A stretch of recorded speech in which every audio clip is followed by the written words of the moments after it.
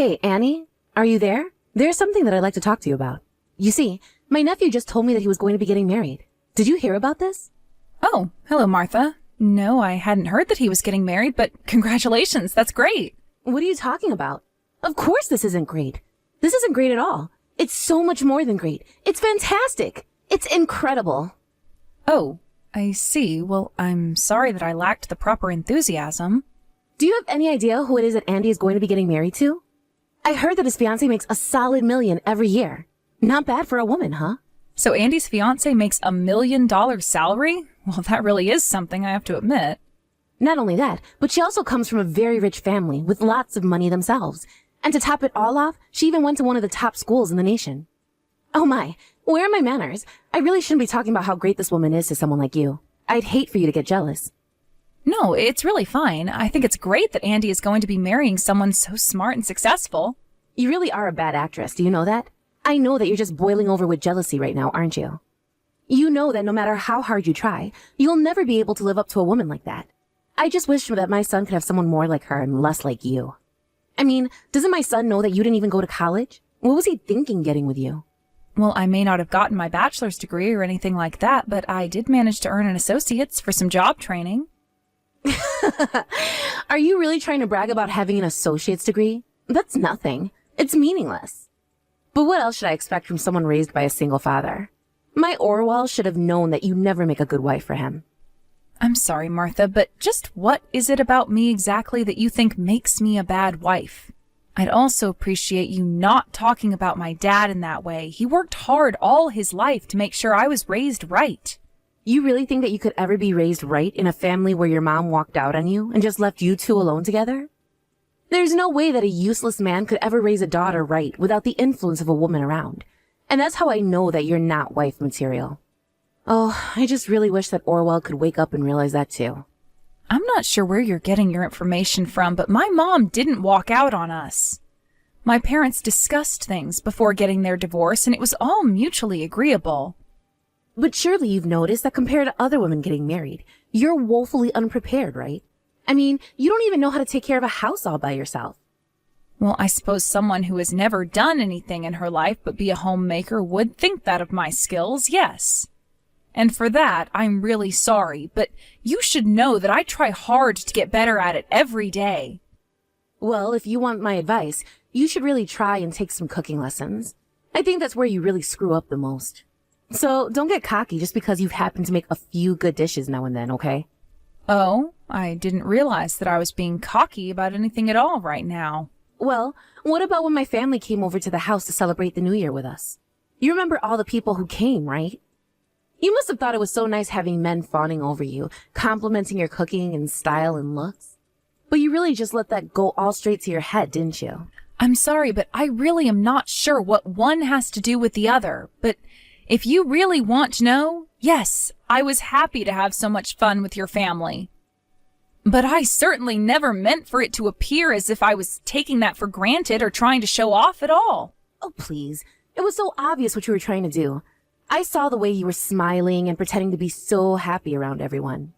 You must have forgotten that they were there for New Year's and not you. But who cares as long as you were being complimented, right?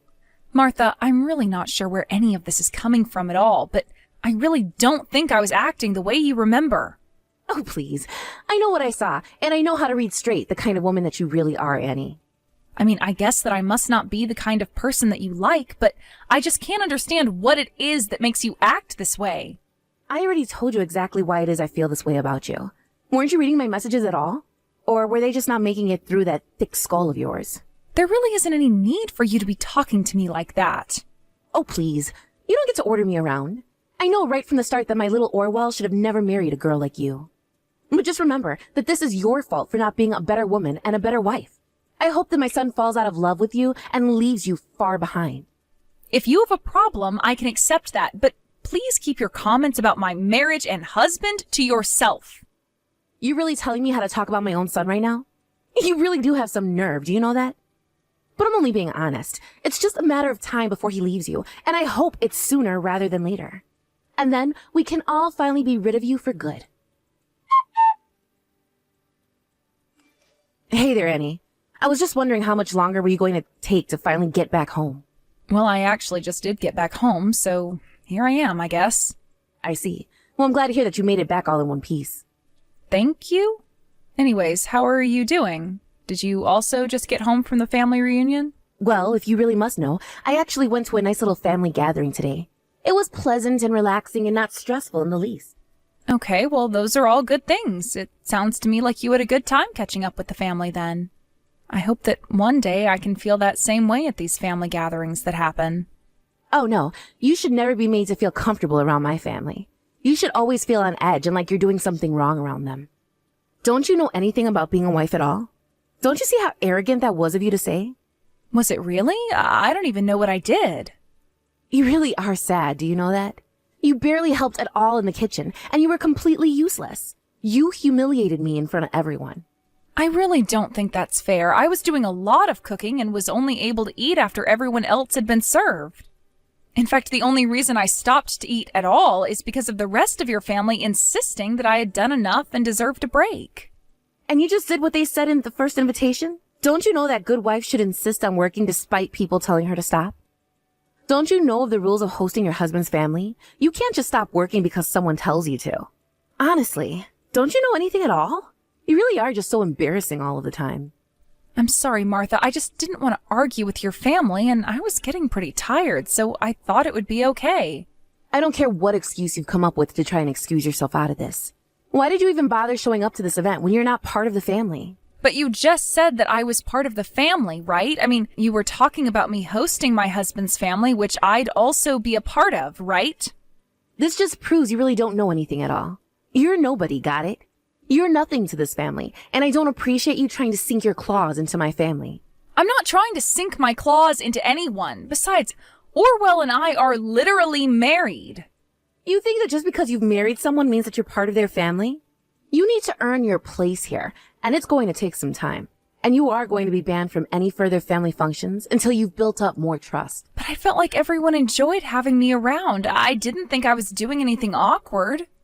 Everyone was so nice to me. I thought I had finally started to ingratiate myself to them.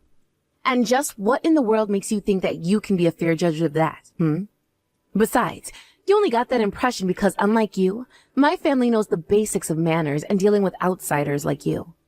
But if you're just going to talk back to me like this, then I don't ever want to see you at another family gathering again. Do you understand me? You really never want me to show up to another one of these functions again? That's right. At least you seem to be able to understand that much.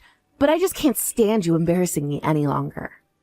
Now, we are going to be having a wedding in the family next month, but you are not to show your face there. Understand? Are you talking about the wedding for Orwell's cousin? He and I both got invitations to be there. Wouldn't the rude thing be to not show up at this point? There you go again, showing that you really have no idea how the real world works. You were going to tell her that something came up and that's why you can't show up. Are you really so stupid that you needed me to think that up for you as well? But wouldn't it be weird if I didn't go to the wedding but Orwell did? And just what would be weird about that? Why do you think that anyone would want some outsider like you showing up at this wedding anyways? Martha, I think the only one who doesn't want me to be at the wedding is actually you. Of course it's not only me. My husband says all the time about how uppity he thinks you are and how rude and embarrassing you're always being. Are you sure? Because I really don't get that sense from the times that I've interacted with him. Oh, so no, you don't think you know my husband better than I do? And if you have tricked anyone into liking you, it's only because you're being a little kiss-up. But I'm sick and tired of seeing you do nothing at our family reunions. And your husband really agrees with all of what you're saying about me? Of course. Neither I nor my husband like you at all, do you understand? And the rest of the family feels the exact same way. Nobody can stand being around you and my family, and that's why you're banned from any future family events. Do I make myself clear, Annie? Oh, yes, you make yourself crystal clear, Martha. I'll be sure to remember this. Annie, are you there? This is an emergency. Get back to me as soon as you can. I need you to send me some money right away. Wait, what? I'm confused. What is all of this about? Why do you need me to send you money? It's my husband. Haven't you heard about him? He can't work anymore. Oh, yes, I heard about him and that he'd gotten sick with something. Well, it's true. The disease, he just ravaged his body, and now he barely has any strength to even eat, let alone work a job. That's why you need to start sending us $2,000 a month. But I thought you said that I wasn't part of the family and that I was just an outsider, right? You told me that you didn't want me weeding my way into your family's affairs, remember? What in the world are you talking about? Of course we're family, and family is supposed to help each other during times of need. I'm only quoting things that you've said to me in the past. You told me that I wasn't part of the family and that I'd have to earn my way into it. That's why you told me to stop showing up to family functions or events, remember? But you're married to my son. How can you say that you're not family when you're literally my daughter-in-law? That's exactly what I was trying to ask you all those years ago, but you shot me down and insisted that you were right about everything. But the only people we think of as our parents now are my parents. You're the one who's nothing to us now. You're not a part of this family. I knew it. I knew that you were no good, useless wife. I should have been more strict with you. Now look at you thinking you can talk to me like this. You literally tried to ban me from participating in any family functions. You do realize that, right? If you didn't like the consequences of what you said to me, then you shouldn't have said that in the first place. Why don't you try being a bit more of an adult and take responsibility for the things that you've said? Because I am not going to sit here and pretend like you didn't start all of this first. You rude little ingrate. You really are just horrible, do you know that? How dare you try and talk to your own mother-in-law that way? I already told you that you're nothing to me, so if you think that you can just call on Orwell and I in your time of need, then that's too bad. I mean, aren't you even embarrassed in the slightest about asking like this? Besides, if your husband is really sick and can't work, then it sounds to me like it's time for you to get a job. But you know that I've never held a job as long as I've lived. Besides, who in their right minds would hire someone at my age? Oh, I don't know about that. I think places are pretty desperate for new hires. I'm sure that if you apply yourself, you'll find something. But I'm not about to let you start leeching off of us because you're too lazy to work. And just who do you think you are calling me a leech, huh? What's wrong with a mother coming to her son and wife and asking for help like this? Why are you taking such a horrible attitude with me when you can see that I just want a little help? How can you be rude like this? You're the one that's reaching out to me after years of not talking, and you're only doing it to ask for money. Why on earth do you think that I would have to be polite to you for doing that? You didn't even try to build up to asking for it. You really are such a nasty person to deal with. Do you know that? Why would I give money to someone who's been so horrible to me? Ugh, I've had it with you. I don't know why I even bothered sending this message to you. I knew that I should have just gone to my son about this in the first place. I never want to hear from you again. Do you understand me? Annie, dear, are you there? I just wanted to apologize for my behavior earlier and for the things that I said. Didn't you just tell me that you never ever wanted to hear from me again? Well, yes, but that was taking things too far. I shouldn't have said that. I guess I just got a bit flustered is all. You mean you got upset because I told you I wasn't going to give you any money? And now you're only apologizing to me because you think doing so will get you money. Well, I didn't think that Orwell would be so upset with me either, but he told me that he couldn't forgive me for the way that I had treated you. I see. I actually was just getting some texts from Orwell about how mad he was that he had to deal with you again today. He told me that he didn't want to talk to me ever again either. But I didn't even do anything. I don't deserve to be treated like this. I know that you're a good enough wife to know how to treat your mother-in-law, right? Excuse me? You made me feel like an idiot just for wanting to get along with your family. You told me that I was an embarrassment, and now you have the gall to try and pretend like none of that happened? Do you really believe that, or do you just think I'm stupid enough to fall for this? I don't think you're stupid at all, Annie. Please, let's not fight. That's not what I came here to do. Can't we all just be polite right now? Oh, really? And just where was being polite with each other earlier today, huh? I don't care how many times you apologize to me. You aren't going to get a penny out of me. So go ahead and find someone else to try and mooch off of. Please, I just need $1,000. Just $1,000 a month. We don't make enough money with our retirement to make ends meet here. Even if I were to work, it still wouldn't be enough.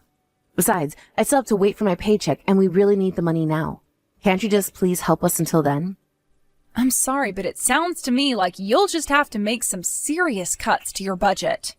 You might want to go and stock up on some instant noodles and other cheap foods.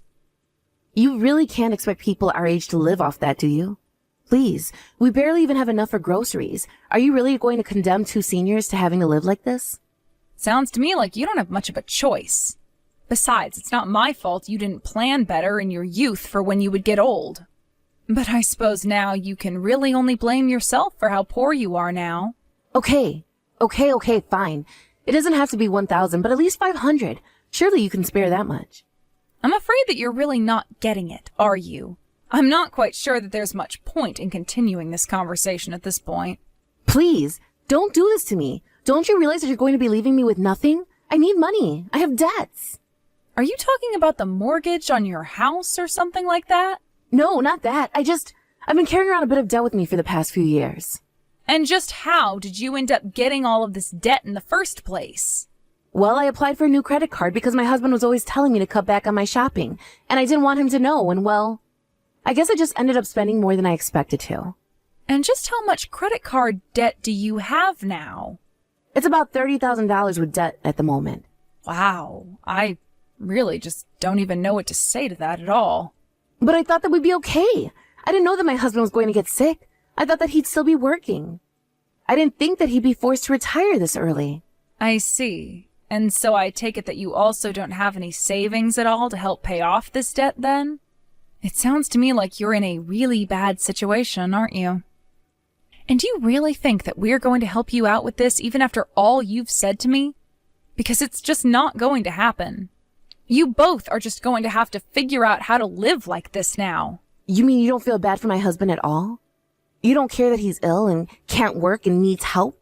You know, I hoped that your husband might have been different, but after the way you treated me, I realized that even if he didn't say anything about me directly, he would always laugh at jokes at my expense. I never felt like I was treated that way by any other member of your family, so now you two are on your own. Now, please, just keep your word this one time and never contact me or my husband again. After that, I heard through the grapevine that Martha did end up finding a job after all. But since she had so little work experience, she was fired from every place that would hire her on. As Martha tried to look for a job that she could handle, her and her husband had to sell their house and downsized greatly.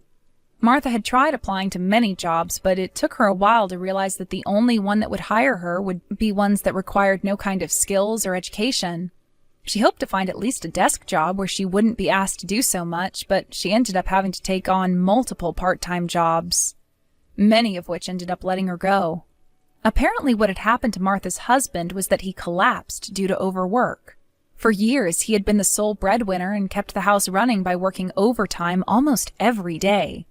And yet, despite his condition, after Martha began working, neighbors began to talk about how loud fights could be heard from their new tiny apartment. In the end, it sounded like Martha wanted to get a divorce, but knew that doing so would only hurt her financial situation further, and so she couldn't bring herself to do it. As time passed, however, the stress of living a life like that began to show on both of them. As for Orwell and I, we only keep in contact with my parents and almost never talk about Martha. My parents really love Orwell and think of him as the son that they never had. And Orwell does a great job taking care of them and helping out around the house when he's able to. Of course, I never wanted things to go the way they did with his parents, but I'm happy that we could still find family that love and care for us and that we can do the same for them in return. We still keep in touch with the rest of Orwell's family too, and they've all apologized for the way that Martha had treated me. They respect our choice not to talk to Orwell's parents, but still make an effort to include us in things where they won't be attending. Thank you for watching. If you liked this video, please give it a thumbs up and don't forget to subscribe to see more content like this.